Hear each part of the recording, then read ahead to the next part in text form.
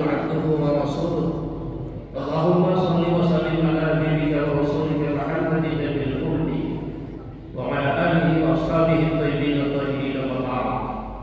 قال الله تعالى في كتابه الكريم: أعوذ بالله من الشيطان الرجيم. يا أيها الذين آمنوا اتقوا الله حق تقاته ولا تموتن إلا وأنتم مسلمون.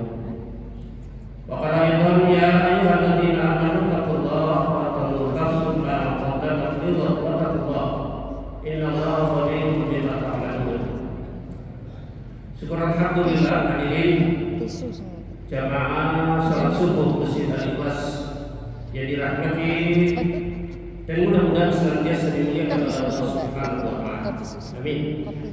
Bersyukur dan terus bersyukur kepada Allah Subhanahu wa taala atas semua limpah nikmat karunia, taufik, hidayah, mau'inah. Jika kita hitung nikmat yang sudah kita terima dari Allah Subhanahu wa taala, kata Allah, la tuhsuha, kita tidak akan sanggup untuk menghitungnya. Ini yang perlu kita renungkan. Kenapa tidak sanggup? Jawabannya hanya satu, Bapak Ibu yang terhormat, saking banyaknya nikmat karunia Allah itu. Oleh karenanya kewajiban kita adalah bersyukur dan terus bersyukur sampai akhir hayat kita nanti. Sampai kita menutup mata yang terakhir itu baru kita berhenti bersyukur. Itu memang kewajiban hamba Allah itu demikian. Bukankah Allah Subhanahu wa taala menciptakan kita di dunia ini untuk beribadah? Tujuan yang utama adalah beribadah kepada Allah Subhanahu wa taala. Wa ma khalaqtul jinna wal insa illa liya'budun. Jadi ibadah jangan sampai kita tinggalkan sesibuk apapun. Bapak Ibu yang dirahmati yang dimuliakan oleh Allah Subhanahu wa taala, salawat serta salam senantiasa disampaikan dari baginda Rasulullah Muhammad sallallahu alaihi wasallam beserta para sahabat, para keluarga, wabil khusus buat kita semua jemaah setia anak pagi. Mudah-mudahan pada hari kiamat nanti insyaallah kita akan selalu mendapatkan syafaat dari Rasulullah sallallahu alaihi wasallam. Syarat untuk mendapatkan syafaat itu salah satunya adalah orang yang selalu banyak Rasulullah sallallahu alaihi wasallam. Itu bukti kecintaan kita pada Rasulullah sallallahu alaihi wasallam. Dan itu syarat yang lain dalam hidup ini untuk mendapatkan syafaat dari Rasulullah senantiasa tauhid. Jangan mencampur adukan ibadah kita kepada Allah Subhanahu wa taala dengan yang lainnya. Ini perlu kita jaga.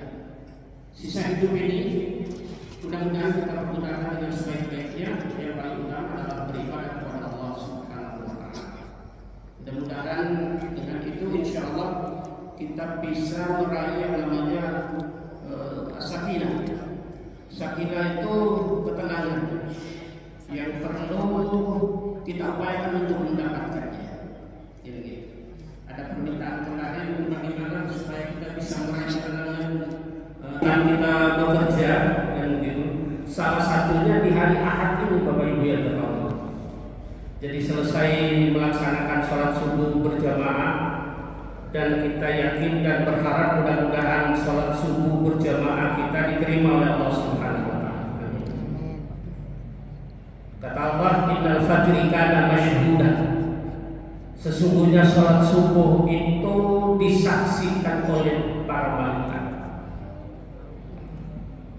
Innal fajri, jadi sesungguhnya fajar. Fajar itu Quran al-Fajri. Quran al-Fajri itu Quran yang panjang.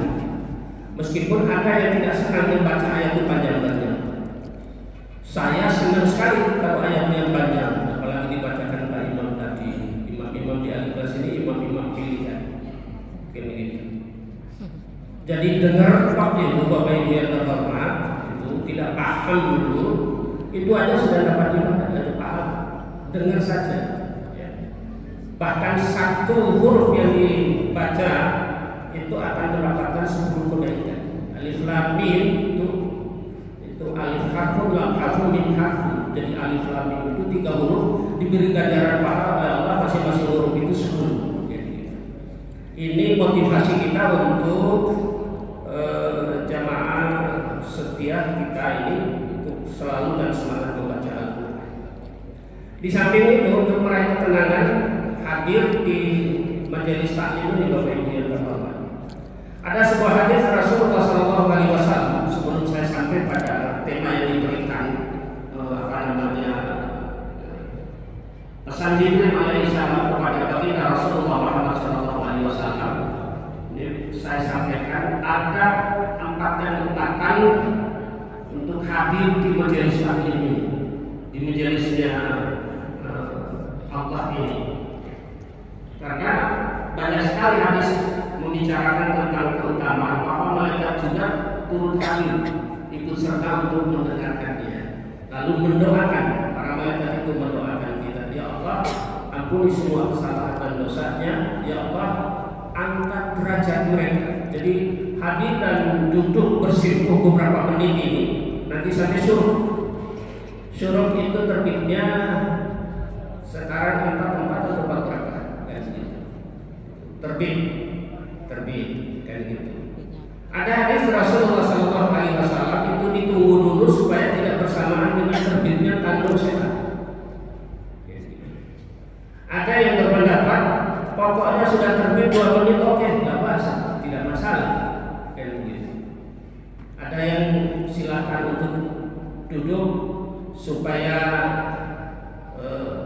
pesan Rasulullah itu bisa sampai, karena tolak ukur perbedaan pendapat fikih itu pemahamannya luar biasa. Akan tetapi sebagai rujukan untuk pegangan kita, fa'in ada satu fi syai'in farudhuhu ila Allah wa Rasul in kuntum tu'minuna billahi wal yawmil akhir.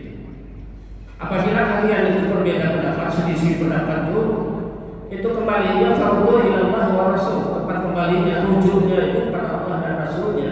Manakala kita ini beriman kepada Allah dan Rasulnya, dan juga beriman yakin bahwa setelah kehidupan ini akan datang satu kehidupan yang kita abadi adalah kehidupan ukhrawi, kehidupan akhirat. Oleh karenanya Bapak Ibu yang dirahmati yang dimuliakan oleh Allah, saya akan sampaikan satu hadis dari Abu Hurairah radhiyallahu anhu. An Abi Hurairah radhiyallahu anhu anna Rasulullah sallallahu alaihi wasallam qala ma jama'a qaumun fi baitin min buyutillah yatluna kitab Allah wa yatadarasunahu fima bainahum illa nazalat alaihimus sakinah wa ghashiyatuhumur rahmah wa khafathumul malaikatu wa dzakarahumullahu fi man 'indah. Rawahu Muslim wa Abu Dawud. Jadi hadis sahih yang diriwayatkan oleh Imam Muslim dan juga Imam Abu Dawud dari Abi Hurairah, salah seorang sahabat Rasulullah sallallahu alaihi wasallam. Abu Hurairah itu sangat terkenal meskipun masuk Islamnya Bapak Ibu yang terhormat 3 tahun sebelum wafatnya Rasulullah sallallahu alaihi wasallam. Akan tetapi Abu Hurairah ini sangat rajin sekali untuk hadir di majelisnya Rasulullah sallallahu alaihi wasallam untuk mendengarkan hadis-hadis yang disampaikan oleh baginda Rasulullah. Kata baginda Nabi, "Majtama'a qaumun fi baitin min buyutillah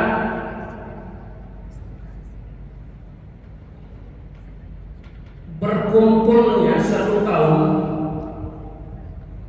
di salah satu rumah di antara rumah-rumahnya Allah." Ya, salah satu rumahnya Allah di tempat di Masjid Al-Ikhlas ini, dan berkumpulnya kita pada pagi hari ini.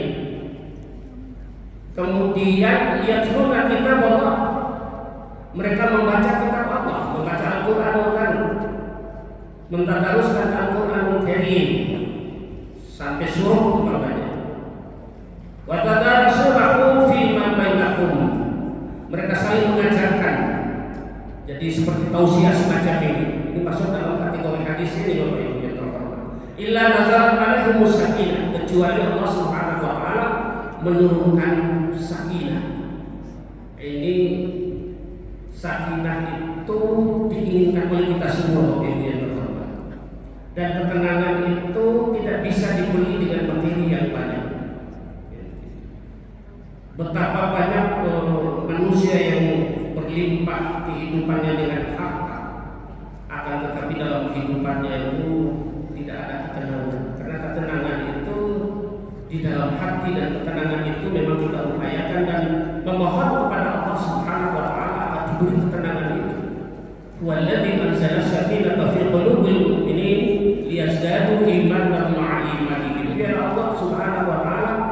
yang menurunkan ketenangan fi qulubil mu'minin, dalam hati orang-orang yang beriman.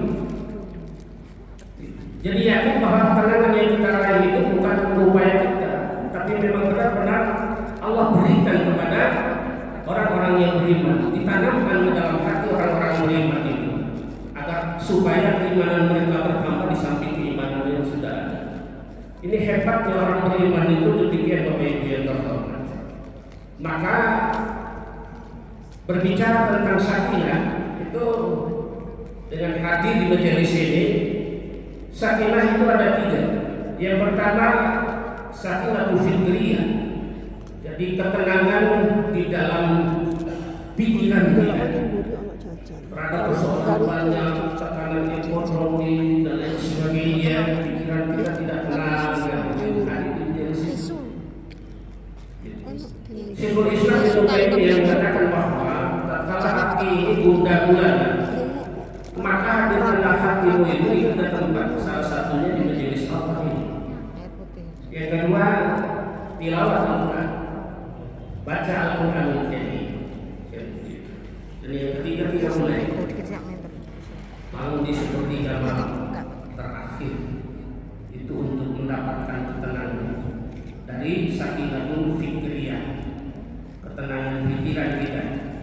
Yang kedua sakinatul ruhiyah, kita juga berupaya untuk mencari ketenangan ruh jiwa kita.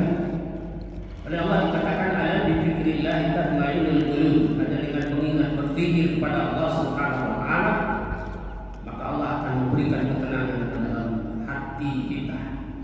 Pikir yang mudah-mudah saja, pikir yang gampang, kalimat yang paling ringan untuk kita selalu berpikir dan mengingat pada Allah Subhanallah, alhamdulillah, wa la ilaha illallah, wallahu akbar, sebanyak-banyaknya. Atau selawat kepada Rasulullah sallallahu alaihi wasallam, Allahumma shalli wa sallim ala nabiyyina Muhammad, Allahumma shalli wa sallim ala nabiyyina Muhammad.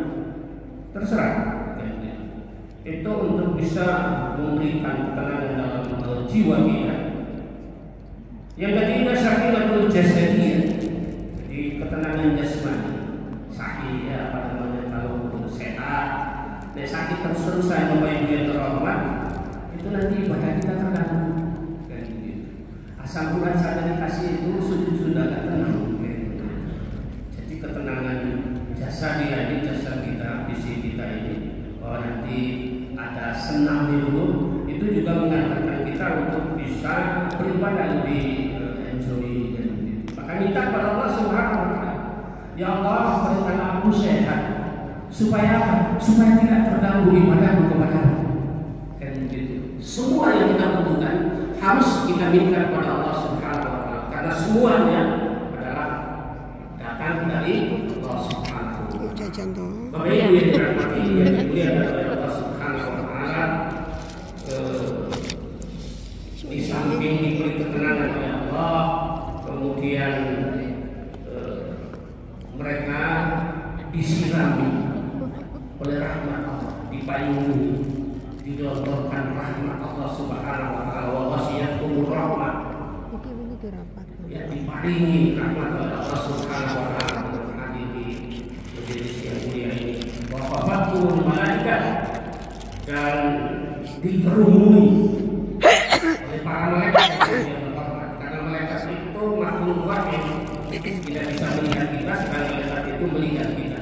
Dan saat ini Bapak Ibu, sesuai dengan apa yang disampaikan oleh baginda Rasulullah SAW, kita sedang dikerumuni oleh malaikat-malaikat Allah.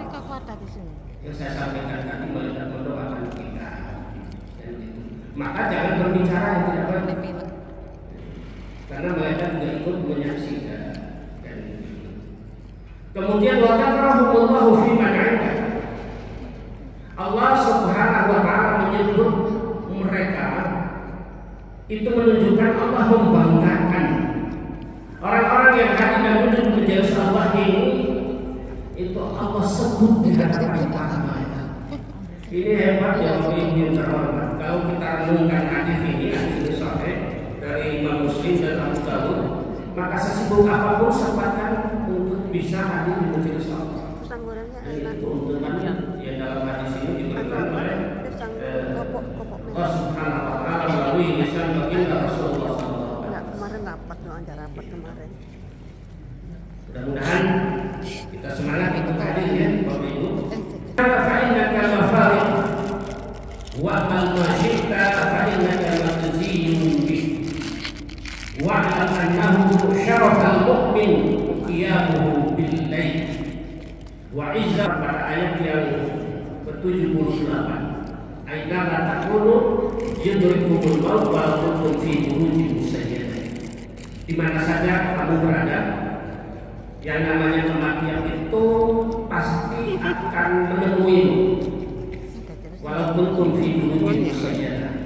Berarti kita takut menghadapi kematian, kemudian kita bersembunyi dalam benteng yang kokoh, kuat sekali. Bersembunyi dalam benteng itu, apa malaikat Israel tidak bisa menembus benteng itu? Maka silakan hidup saat mau. Ingat kamu akan dijumpai dan kamu akan didatangi oleh malakul maut. Israel, ya. Bila Israel sudah mengakhiri, maka tinggallah urusan dunia. Anak istri yang kita cintai, kita tinggalkan dunia. Aset yang begitu banyak, harta dan lain sebagainya, kita tinggalkan semuanya. Yang begitu.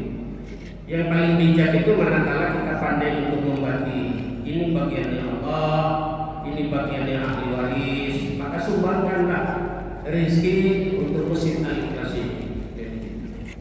Jadi ini sudah Allah ayat 34. Walikulli ummatin ajal fa idza jaa ajaluhum la yastakhiruna sa'atan wa la yastaqdimun. Tiap-tiap umat ini oleh Allah sudah diberi batas waktu jatah hidup kita di dunia ini Bapak Ibu yang terhormat.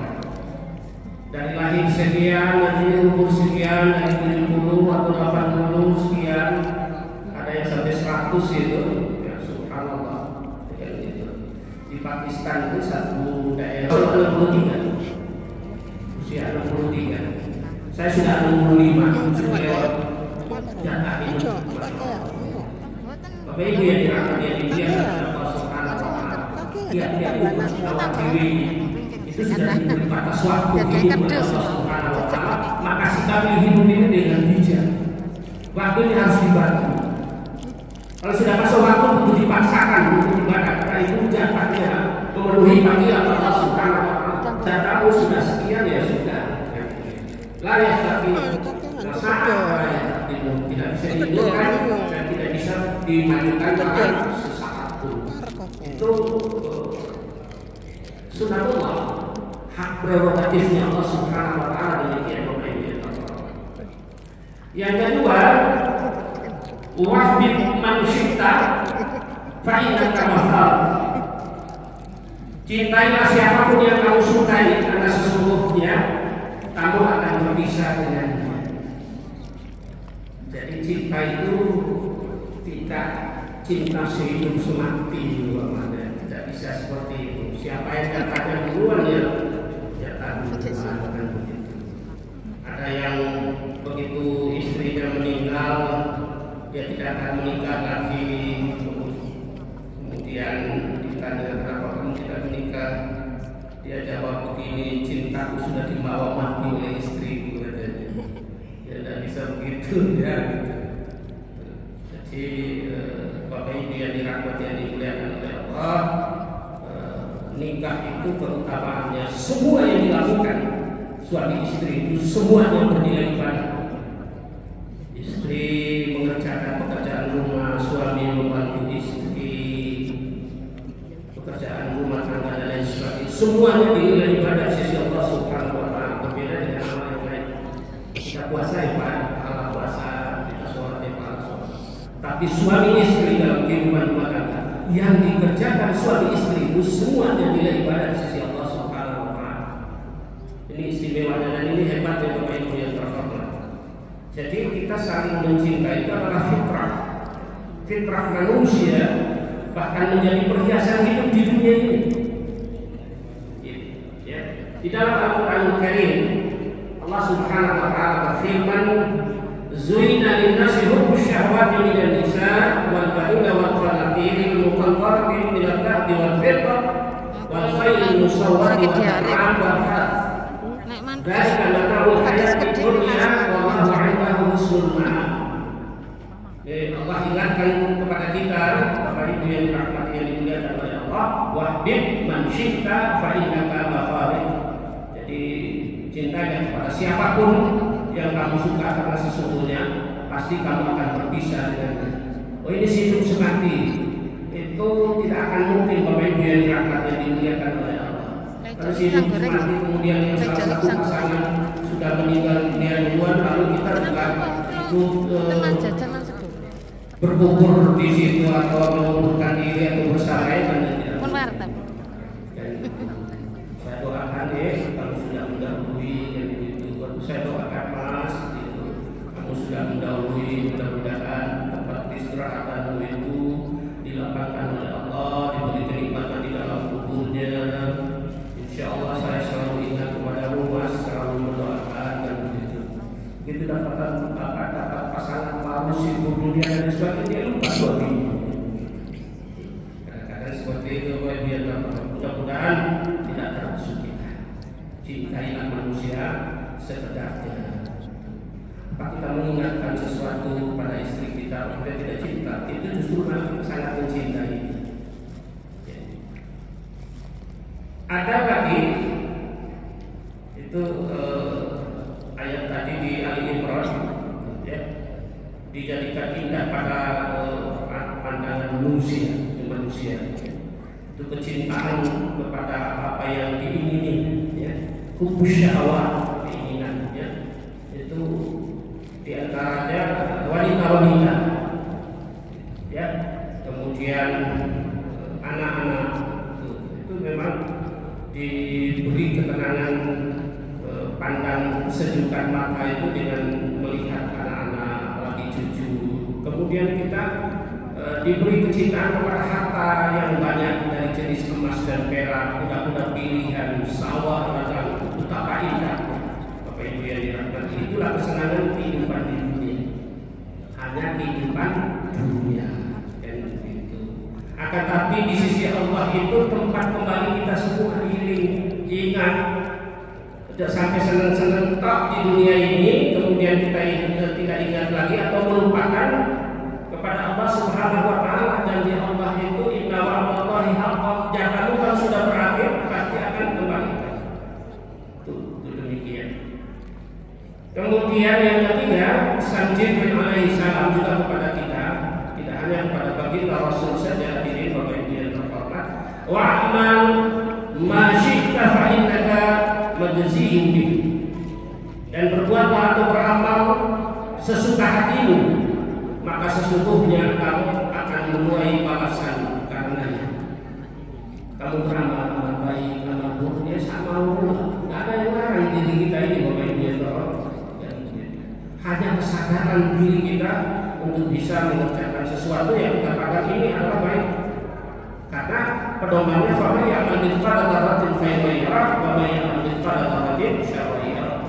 Barang siapa mengerjakan amal kebajikan itu sekecil apapun, sekecil biji zarah sekalipun, maka Allah pasti akan memberikan balasan. Maka saya selalu mengingatkan Bapak Ibu yang terhormat, jangan meremehkan sesuatu yang kecil, amal yang kecil. Jangan sampai kita remehkan.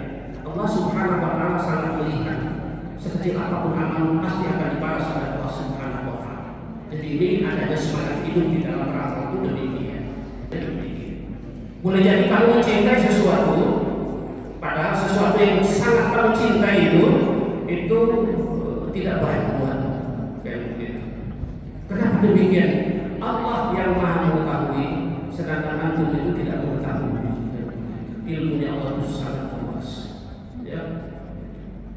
Ini statement-statement yang diberikan oleh diri untuk seperti malam. Kalau memang waktu sangat mendesak dan sebentar lagi atau cukup minimal, ya, paling tidak sholat witir saja.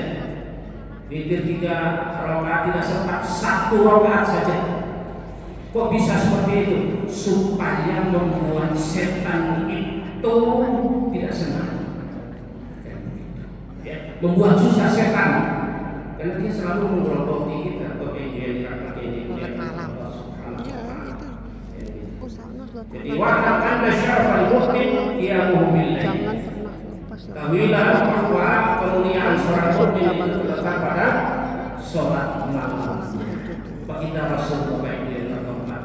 Sholat malam ini begitu turunnya Al-Quranul Karim pada ayat surat Bani 17 surat Al-Isra ayat ke-79.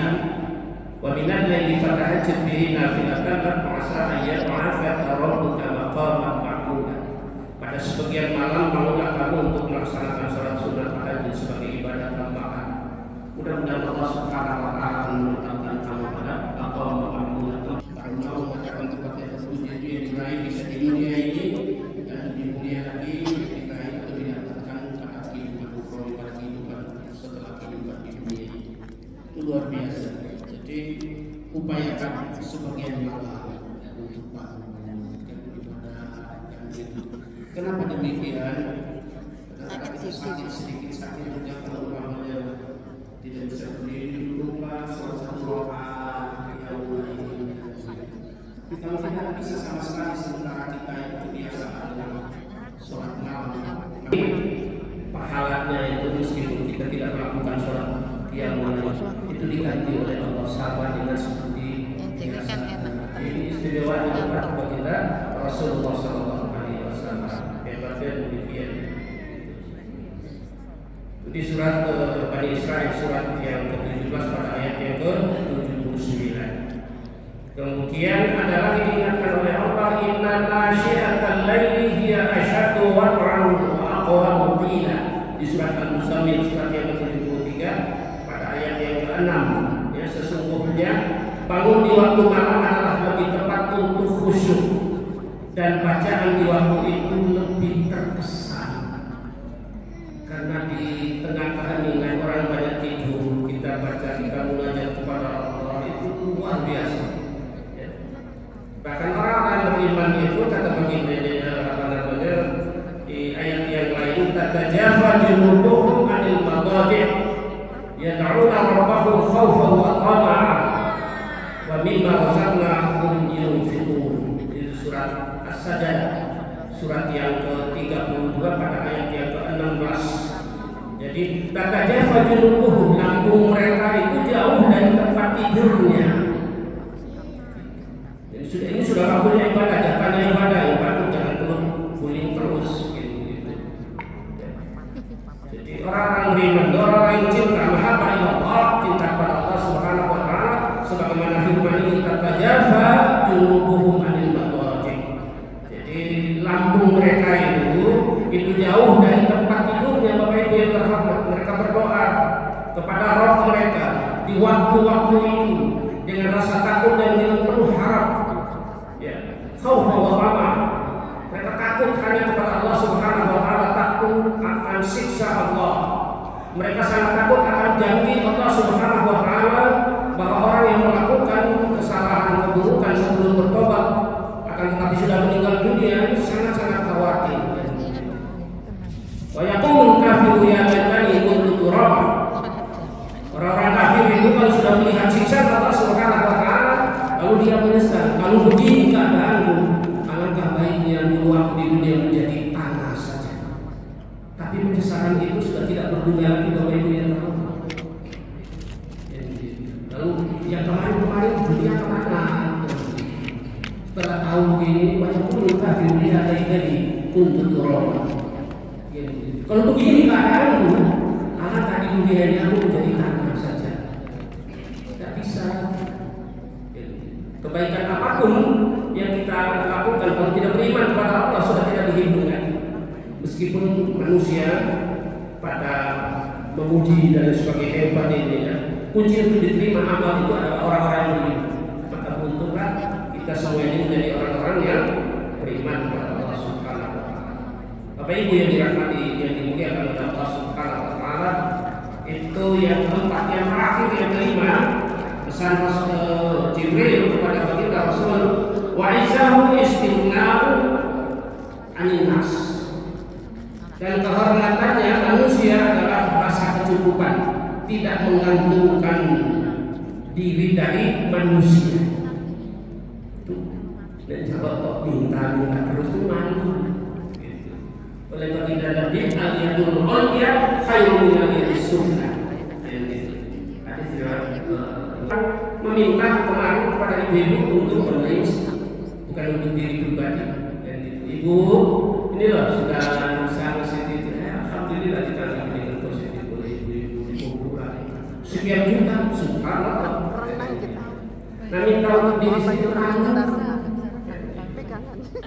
kalau nggak dikasih korupsi, malu lagi.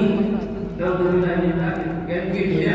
Pilih yang cetek, pilih yang apa kata orang sekarang ini korupsi itu sudah jadi lahan. Dulu kan kita ini bermental joros. Apa kata oligarki itu dilaksanakan sementara rakyat ditindas, disiksa dan sebagainya. Lahan mereka diambil dengan paksa, lalu kita legal kan gitu. Ulama diam saja, kemana ulama itu? Kan gitu. Dan ulama untuk beramal. Jadi bekerja, katakan ulama, bekerjalah kamu maka Allah Subhanahu Wa Taala dan Rasulnya akan melihat. Bersetara yang bukan akan melihat bekerja. Ada, dan ada keluarga dia tadi. Lalu siapa yang beri tanggungan kepada keluarga itu? Ada saudaranya yang diberikan. Kalau Nabi kata besok kalau ada di situ lagi pikir terus di waktu jam kerja, ambil air satu ember, simpan dia, usir dia keluar dari mesin itu. Ojo pikir wayang kerja, wayang yang berkah. Itu petunjuk. Jadi aturan main Islam itu demikian. Jadi bekerjalah kamu semua, Allah dan Rasulnya pasti akan melihat pekerjaan. Ingat bahwa kita semua pasti